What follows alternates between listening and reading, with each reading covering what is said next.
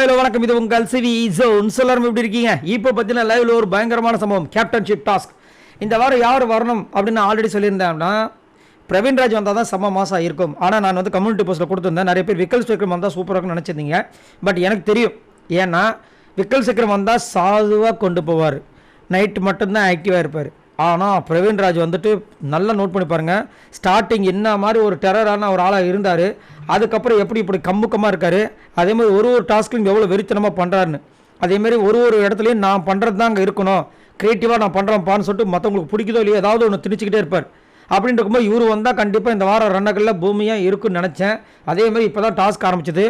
கரெக்டாக ஒரு 30 செகண்ட் கூட இருக்காது, டப்பு டிப்புன்னு முடிச்சிட்டாங்க.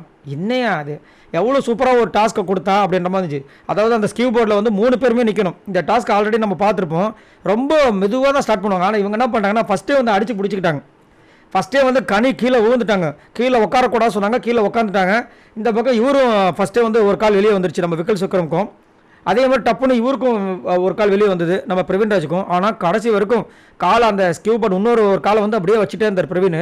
ஆனால் அதையும் கழட்டுறதுக்கு கனி ட்ரை பண்ணிட்டே இருந்தாங்க. அதுக்குள்ளே வந்துட்டு நம்ம விக்கல் விக்ரமை தள்ளி விட்டாப்புல இந்த பக்கம் இவங்க கீழே உட்காந்துட்டாங்க. ஏன்னா நிற்கவோ உட்காரவோ கூடாது அப்படின்ற மாதிரி சொல்லியிருந்தாங்க. எவ்வளோ நேரம் ஆனாலும் இந்த டாஸ்க் நடக்கும்னு சொல்லியிருந்தாங்க.